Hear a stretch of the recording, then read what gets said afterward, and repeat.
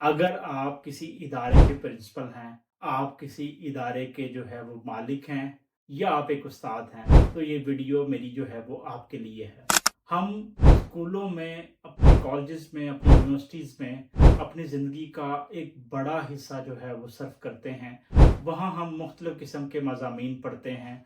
उनमें जो है वो रियाज़ी शामिल है, साइंस शामिल है, उसमें जो है कंप्यूटर, मैथ, फ़िज़िक्स, केमिस्ट्री, फ़लसफ़ा और इस तरह इंग्लिश पे हम एक अरसा जो है वो अपनी ज़िंदगियों का टाइम जो है वो सर्व करते हैं।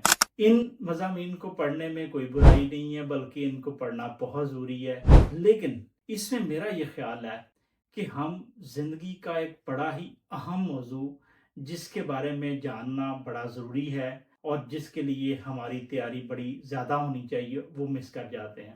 और वो मौज़ू क्या है? वो मौज़ू खुद इंसानी ज़िंदगी है।